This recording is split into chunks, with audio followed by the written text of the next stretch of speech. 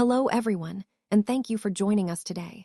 I'm excited to introduce our topic, Cathodic Protection System. Today, we'll explore how this technology plays a crucial role in safeguarding critical infrastructure such as pipelines, tanks, and vessels from corrosion.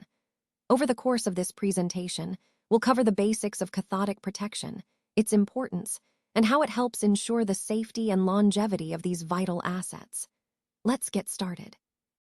What is cathodic protection, or CP, you might ask? Well, it's a technique used to prevent corrosion on metal surfaces, especially those that are underground or submerged. Essentially, it works by making the metal surface a cathode in an electrochemical cell, which stops it from corroding. This is incredibly important because corrosion can cause structural failures, leaks, and costly repairs. By applying a small electrical current or using sacrificial anodes, we protect these vulnerable surfaces. It's a crucial part of maintaining pipelines, tanks, and ships, ensuring they last longer and stay safe. Throughout this presentation, we'll see how CP plays a vital role in safeguarding infrastructure and why understanding it is key to effective corrosion management. What is corrosion? Do you still remember? Well, corrosion is basically the natural process where materials, usually metals, deteriorate or break down over time due to chemical reactions with their environment. It's something we encounter often, whether it's rust forming on iron or the degradation of metal structures. Understanding corrosion is crucial because it impacts the safety, durability, and longevity of the materials and structures we rely on every day. So, keep this idea in mind as we move forward. Corrosion is not just a simple process, but a significant challenge that affects many aspects of our lives and industries. Today, I want to introduce you to the two core methods of cathodic protection. These are fundamental techniques used to prevent corrosion in metal structures. First, we have impressed current cathodic protection, which involves using an external power source to supply a constant current to the metal surface. This method is highly effective for protecting large structures like pipelines and offshore platforms. The second core method is sacrificial anode cathodic protection. In this case, we attach a more reactive metal, such as zinc or magnesium, which acts as the sacrificial anode. It corrodes instead of the protected metal, thereby extending the life of the structure. Both methods aim to make the metal surface a cathode, which significantly reduces corrosion. Connecting this to our overall theme, understanding these core methods helps us choose the best protection strategy for different environments and structures. Let's take a closer look at the schematic representation of a cathodic protection system and how it actually works in practice. This diagram helps us visualize the key components and their interactions. At its core, the system involves a power source, usually a DC power supply, that provides a controlled electrical current. This current flows through a circuit that includes the sacrificial anode or impressed current system and the protected metal structure, which is often a pipeline or storage tank. The main idea here is to supply a small, steady current to the metal surface, which counteracts the natural corrosion process. Essentially, we're making the metal the cathode in an electrochemical cell, so it becomes less likely to corrode. You'll notice the flow of electrons from the power source to the anode, and then through the electrolyte, like soil or water, to the metal being protected. This flow of electrons is what prevents corrosion by neutralizing the electrochemical reactions that cause metal degradation.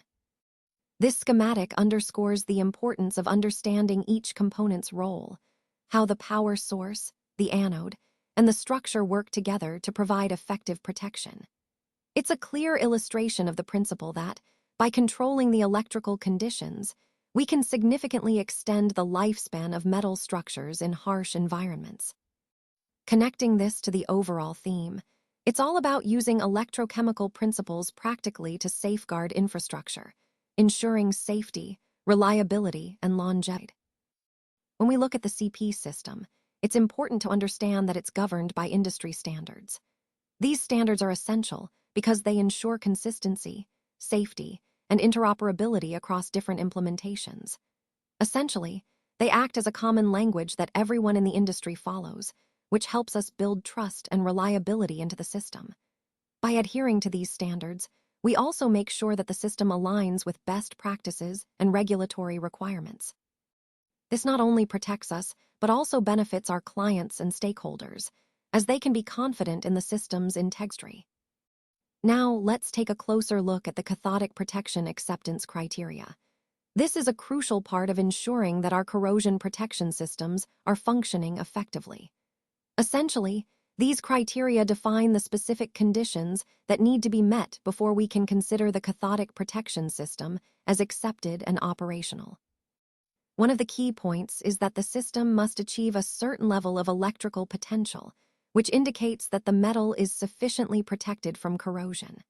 This involves measuring the voltage between the protected structure and a reference electrode, ensuring it falls within an acceptable range. It's also important to verify that the current distribution is uniform across the entire structure, preventing any weak spots that could still be vulnerable. Additionally, the criteria include conducting various tests, like off-potential measurements, to confirm the system's effectiveness under different conditions. Connecting this to the overall theme, these acceptance criteria are vital because they provide clear benchmarks. They help us ensure the longevity and integrity of our infrastructure by confirming that the cathodic protection system is working as intended before it's fully commissioned. So, meeting these criteria gives us confidence that our corrosion prevention measures are reliable and sustainable over time. Let's take a closer look at the recommended monitoring frequencies for cathodic protection systems, starting with the general guidelines from NACE and API. For rectifiers, which are part of impressed current systems, it's important to check them at least 6 times per calendar year. However, these checks shouldn't be spaced more than 2.5 months apart to ensure the system is operating properly and delivering the necessary current. When it comes to cathodic protection system surveys, such as potential surveys at test stations, the recommendation is at least once each year, with intervals not exceeding 15 months. This involves measuring pipe-to-soil or structure-to-electrolyte potentials to verify the effectiveness of the protection. For shorter sections of bare or poorly coated pipelines, testing can be less frequent, at least once every 3 years, but never exceeding 39 months. This flexibility is useful when annual testing isn't practical. Detailed surveys, like close interval surveys, are typically conducted within 2 years after installing the system or whenever annual surveys reveal potential issues. These detailed assessments help identify areas that might need additional attention. Regarding sacrificial anode systems, the standard practice is to perform potential measurements at least once every 12 months. This helps confirm that the anodes are still providing adequate protection, and their consumption can also be monitored over time. Overall, these guidelines help us maintain the integrity of our systems by ensuring timely inspections and early detection of potential issues. Staying consistent with these intervals is key to effective cathodic protection and long-term asset protection. Now, let's look at the key checkpoints for CP monitoring. First, where should we measure and what exactly do we need to check? Starting with test stations and access points, these are dedicated locations where we connect to the structure and reference electrode. It's important to measure the structure-to-electrolyte potentials from these points to ensure everything is within the desired range. Next, the rectifier units, which provide impressed current. Here we need to verify the DC voltage and current output, as well as the AC input voltage.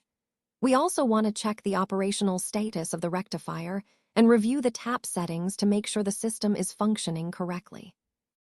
Moving on to the anode beds, it's crucial to perform visual inspections of the connections to confirm everything is secure and in good condition. We also need to check the bonds and insulators, specifically the electrical continuity of the bonds, and ensure there's proper electrical isolation across insulators like flanges and casing to prevent any unintended current flow. Finally, for perimeter and under-tank electrodes, these are typically located in the tanks themselves. We need to verify that the protection is uniform across the tank bottoms.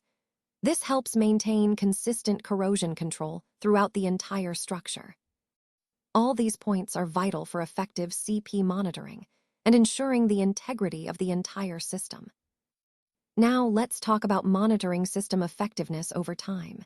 It's essential to regularly check how well the CP system is performing because, after all, we want to make sure it's providing adequate protection for the steel structures. The key metric we look at is the structure-to-electrolyte potential. This is measured in millivolts, or MV. What we're aiming for is a potential of minus 850 MV or more negative. Achieving this threshold is the industry-accepted criterion indicating that the steel is effectively protected. Consistently monitoring this potential helps us verify that the cathodic protection system remains effective and can alert us to any issues early on. So, in essence, regular monitoring of this potential ensures the ongoing integrity of our protective measures, keeping our structures safe over time. And that brings us to the conclusion. Throughout this presentation, we've explored the key concepts and ideas that are central to our topic. We've seen how these elements connect and why they matter in the bigger picture. The main takeaway is that understanding these points helps us make more informed decisions and drives better outcomes. Thank you for your attention, and I hope you found this discussion insightful and inspiring.